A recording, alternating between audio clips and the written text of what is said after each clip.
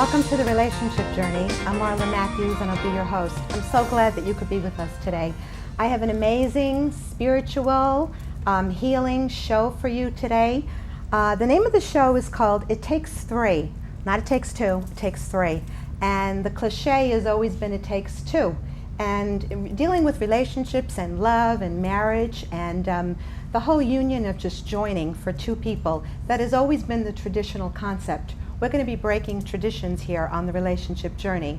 I've invited with me two very special people, Amy and Stephen, who were recently married, and I want for them to share their story and what the title exactly means when we're talking about It Takes Three.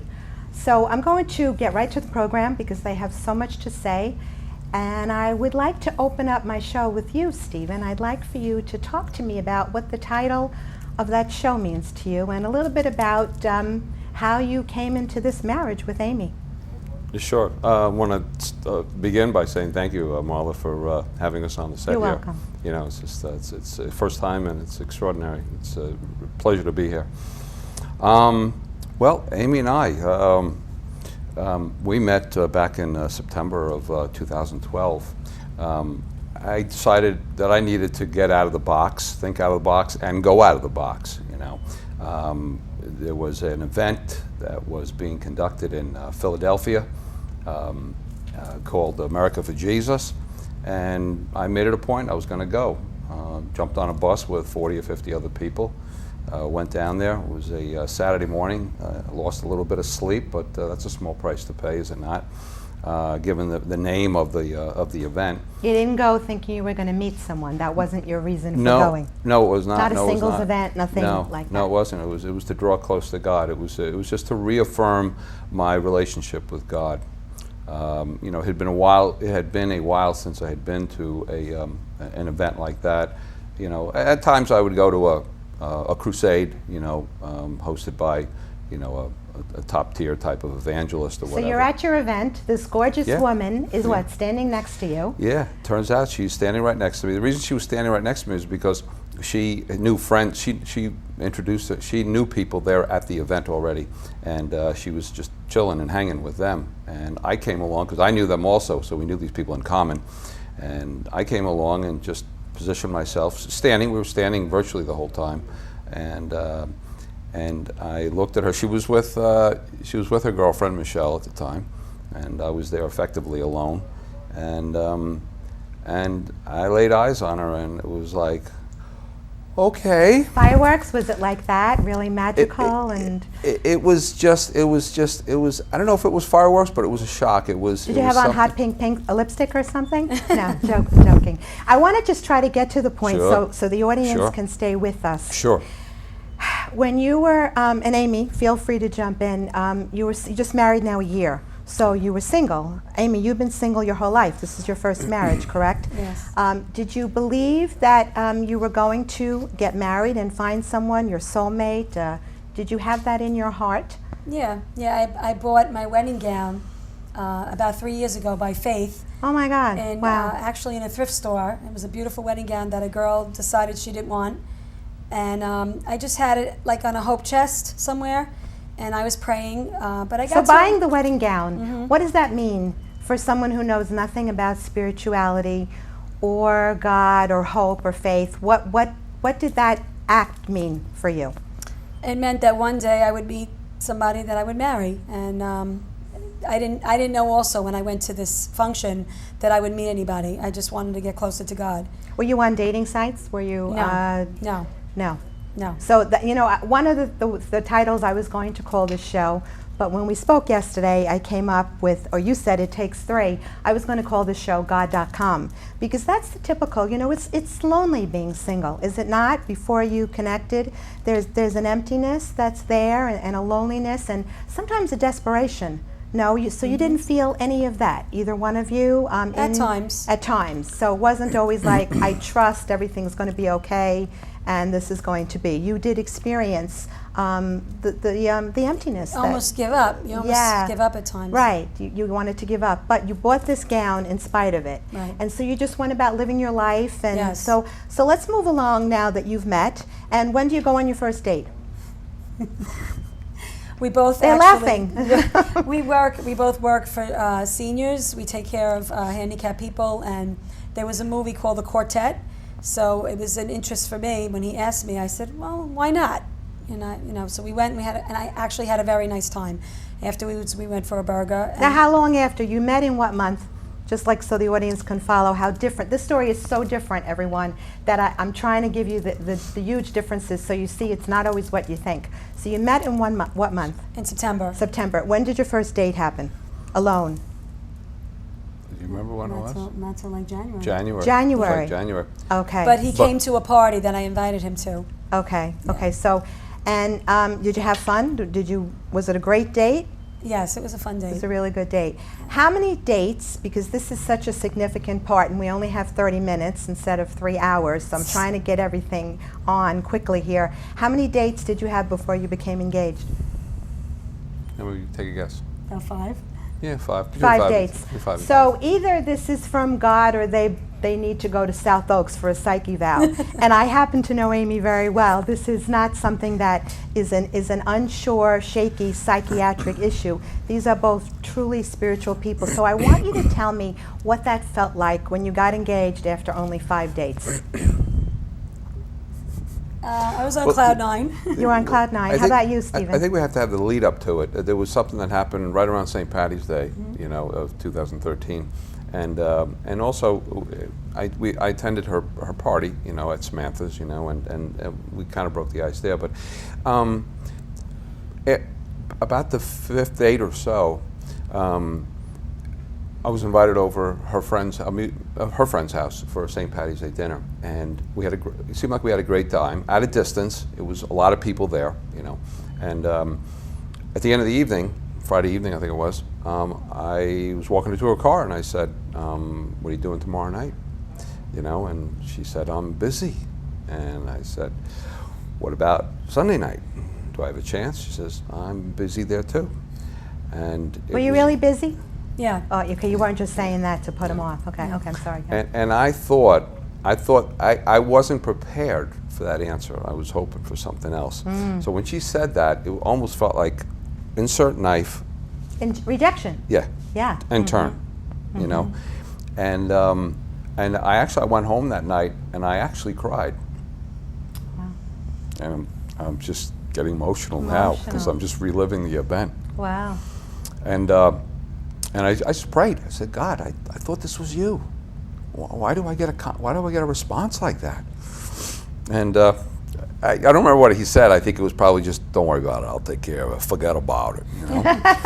God's Italian. I thought he was Jewish. He is. Okay. He is. Well, moving right along. I like the Italian food. I mean, they make the best. And, He's everything. And I didn't even know. I should have suspected she was Italian, but I didn't know for sure. And she was. But and then the next day, Saturday, mid-afternoon or early afternoon, whatever it was, you called. Take it from there. Yeah, I texted them that my plans fell through, which they did. So at that point, I was praying also about, I sense God's amazing grace in my life. And What does that mean? It means just letting go and trusting that His plans and His ways are best for me. And it was almost like surrendering and just saying, okay, is there something here? And I just felt His love. And my plans were all canceled for a reason that I didn't understand at that moment. But I did let him know. I said, my plans fell through. I am available. And so we continued to go out. And then everything just kind of, continued after that. I want to ask you both a very important question. You know the story, The Wizard of Oz, where Dorothy always wanted to go home. She saw all these amazing sights on her road to the wizard. And all she ever wanted was to go home. To me, that has always been the epitome of love, to feeling home and you're safe and you can exhale and you're there. Is that how you feel? Yeah, I felt like I could be myself very much. That you were home, right? There was no pretense. There was nothing you could say or do that would make him not want to be with you. I just was honest, yeah. Real, Felt like I could honest, be, right? yeah. Unconditional. Unconditional. Stephen has tears in his eyes. I love it because that to me is a sign of like your emotions. There's so much truth there. Now, this is not your first marriage, correct? No, it's not. It's not, and I won't say how many times I was married, but you did notice the S at the end of the word time. So, but I've wrestled with that, and I've said, why did I mess up so many times? Why did I do the wrong choice, make the wrong choices? And you know what? I think God told me. He says, well, you never asked me, did you? You never asked me whether that was the choice for you. Let me ask you something about your other marriages. Did you feel when you first got married that you were home? Did it feel right to you the other times? There haven't been 20. I don't want the audience to think. There's been a couple of others. What's the difference here? Because you have something different to compare it to. Well, I was, first time I married I was significantly younger than I am now, and it's tough to say, because one of the reasons why I made several choices, and they were not lasting choices, was because my parents, God enjoy their soul, okay, they weren't the best role models for me, So to say, when you were 20-something and you're married, are you home? Do you feel like you're home?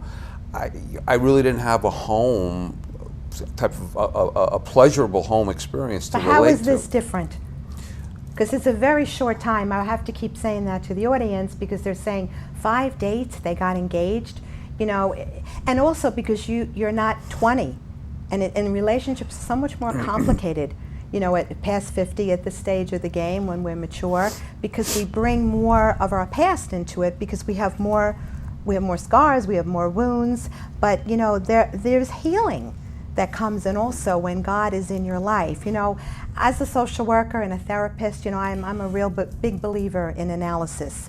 But I also feel that too much analysis can be paralysis. That's and then right. we become a bunch of intelligent, dysfunctional people. That's We're right. very intelligent about our dysfunction, which is part of the battle. But then what? What do we do? Because you've both had wounds. Amy, you've had boyfriends, relationships. So what's different for you here, and how do you think that the healing of you being close to God in the relationship that you have has made a difference for you in not bringing those wounds into this relationship? Because that's very common to do that. I think, sitting under enough teaching from different ministries, it was a matter of putting it to practice and saying, okay, I've heard this all my life, let me put it into practice. And when you drive a car and you see the rear view mirror, if you keep looking in the rear view mirror, you just keep looking back. Oh, I love that. And I love that. You'll eventually get into an accident. So you have to look forward. And I trusted that, he had learned from his past issues.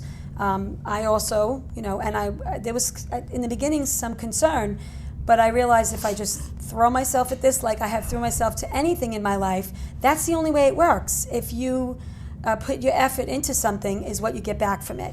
So I decided I'm going to be honest from day one, and I'm going to put 100% into this, and he was too. So it just couldn't really fail. And we had God, we had prayer, and I want to ask, and either one of you or both of you can answer, for someone that might be watching today that is on Match.com and the other sites, and I'm not saying whether they should or they shouldn't, what kind of advice would you give to the single audience, the mature single audience, if they really do want to have love in their life?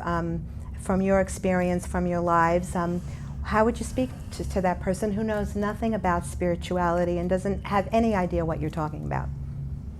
Okay, Amy.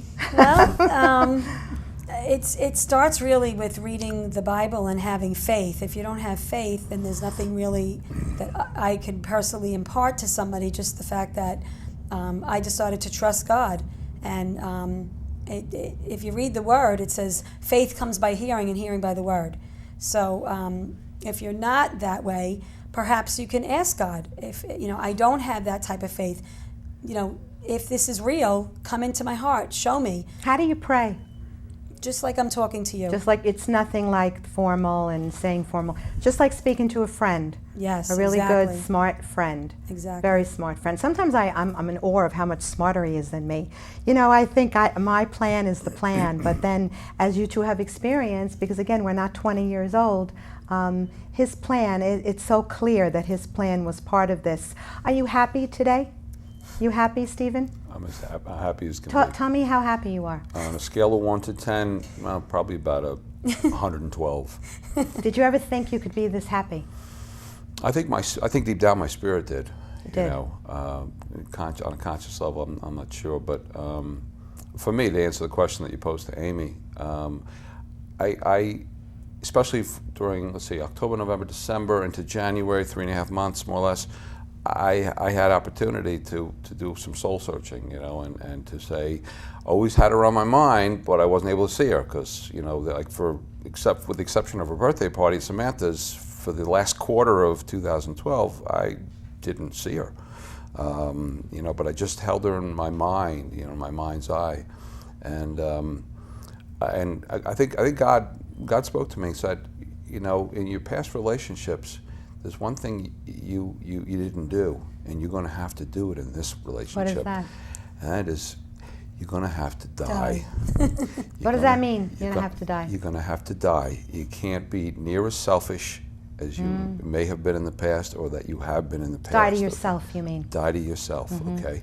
And of course, the scripture that backs that up is, you know, husbands, love your wives.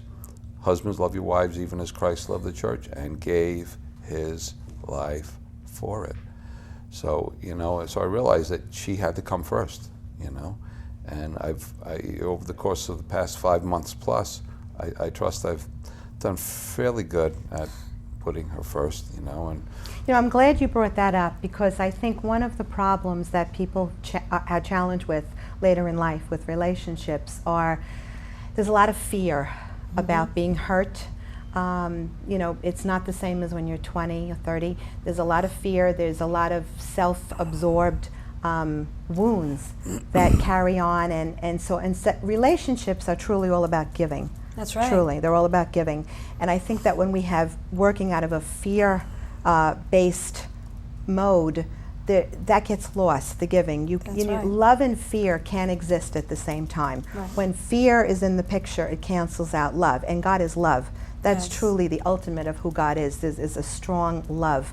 So what you said is very, very, very important, that you have died to yourself. To someone who doesn't understand anything spiritually, what that would mean is that you don't take as much, but you give more. Is that what you're saying? You're Right. getting out of your way and give more the way God gives to us? Is that kind of what you're talking about? Definitely. Yeah? Yeah. Definitely. Because again, anything in life, if you don't put your best effort to it, you're only going to get in each day what you put into it. So what did you do with your fears from your past hurts? You've been hurt before, both of you, right? I mean, we can't be human and get to a place where we haven't been hurt for one way or another. What did you do with it? Just said I don't want to be hurt again, and I have to trust that I'm going to put my best foot forward and How did you know he was from God? let it work. How did you know he was different from the other ones? I mean, he didn't just walk around with a Bible on his face. No, definitely I'm joking, not. but how did you know? I do. One of the things he said to me on our date was he asked me about my days in Bible college. I went to Bible college many years ago, and that really touched me, that he wanted to know about my spiritual life, whereas, you know, that wouldn't usually come up on other dates, and I thought that was interesting, and I liked that because I was able to talk about God freely and, you know, what God means to me, and from there it just it went better. So you were interested in her relationship with God and where she was at spiritually. Was that it? Is that what for you were sure. asking Oh, her, for sure. When I Stephen? heard that was like Yeah. that sealed the deal. Oh yeah. So you wanted to know who she was on the inside. It Exactly. wasn't all about the visual. You know, I No. think that another problem that we have is people get drawn in for visual, which is, you know, important. We have to be attracted. We're human beings. But that becomes the all-consuming nature in many people's relationships, and then once they get beyond the physical, who is this person inside? You also did this God's way in a holy way. What do you know what I'm talking about? You want to share a little bit about that? Well, we could We just kept boundaries, healthy boundaries. Very strong boundaries. So you were never alone until you got married, or a very limited amount of time to be At the alone? diner a lot. Yeah, A diner, but you know, you didn't buy the diner, right? You didn't rent out the diner. No, That no. you were with other people. Is that the truth? No, Yeah. Yeah. There were times that we were alone, you know, not necessarily in the back seat, you know, of the 57 Chevrolet. or anything, 57 you know, Chevy. yeah. But, you know, it was a case that we always had things to talk about, you know, and it was very helpful, you know, and we learned a lot about ourselves by talking. Of course, we spent a lot of time in diners and pizza places and How do you work out the problems you do have? Because not every relationship is perfect. There's only, you know, one person that's perfect, that's Jesus. So Amen. how do you work out your imperfections and your differences? It's important for us to pray together. We pray over every meal. We go to church together on Sundays, and also just I have my own personal time with God, and then I share with him some of the things that I, you know, feel, and he'll share with me, and we like to read together. So I think just having my time with the Lord and also with him, it helps. What is the most difficult thing for you, Stephen, about Amy in your relationship? What's the biggest challenge? And how has God helped you with it? I don't know if there is any. No challenges? I don't think there is any. You know, Wow. you know, things that. She doesn't wear too much purple. I mean, it's nothing. Nothing. No, things that might otherwise loom large in my mind. I just discounted. I discounted immediately. Just you mentioned fear before. Yeah. You know, it wasn't that I was fearful necessarily. But you know, you have memories and stuff. You know, but I think I just said to myself, just like Jesus said to the storm, said, "Peace, be still." You know, I just said to any fears, I probably said, it probably was the case that I said to my fears, whatever I had, I said, just, you know, peace, be still, be gone. You know, this is a new day. You know, in fact, we joke about it. You know, in the beginning, I was 19 and she was 18. Like, it was like we reset our emotional clocks. I felt like I was 17. He even bought me a corsage like they do in high school on one of our dates at Smithtown. Wow. Gospel Church, and yes. I felt like I was 17. So, and I made it a point to feel like I was 18 or 19, and she was a year younger or so. And It's a miraculous we story. yeah. We only have a few minutes to go. Is there something you want to make sure that the audience knows from your story that I haven't addressed yet? Either one of you? Just to give God a chance, you know. Give God a chance. Yeah. Yeah. And What does that mean? Just open up your heart and ask him to heal what's been wounded, so that you're not stuck in the past, but you can know that there's a hope and there's a future. There's hope. There's always hope and a future. Yes, Steve. And with me, it's just a case of I know the mistakes I've made, you know, and I've made it a resolution for life, for the rest of my life, that I'm not going to make. I'm going to try my darndest not to make those same mistakes again. And I know, I'm confident that if I don't make, or if I absolutely minimize those mistakes, I'm fine. We're fine. You know, I get the sense, and I'm going to need to close in a few minutes, but I want to make a really big statement. I get the sense that it's almost as if God has become your therapist, in a sense. Does that sound right? Like when you have problems with each other about yourselves, you go to the best, The greatest counselor. the greatest counselor. Yeah, and that's the sense that I'm getting here today from your story. I don't know if we've justified God enough, or your story. Is there anything else that you want to share and say that you have a burning on your heart before I tell everybody, you know, how magical this is? Truly a supernatural story, and if anyone is doubting this, it's really. It's supernatural, because God can put his super on our natural. Amen. And that's a very real truth, that it's just something, it's just beyond our regular thinking. You know, it's called walking by faith, not by sight. Right. Things that we see around us, God can just change things in a day, in a moment, in an hour. And he changed your heart, didn't he? Yes. About trusting and loving and caring. I just want to thank you two so much for being part of my TV show, and Thank you. I hope that you bless our audience today, and anyone that's going to be watching the show. I'm very, very grateful to you, Stephen, and to Amy. I wish you the very best in your Thank you. marriage and your life, and you know, you fill my heart. You really, really do, and I'm sure that you're going to fill other hearts. I just want to thank everybody today. I hope that you have a blessed night, and God bless everybody. Thank you so much.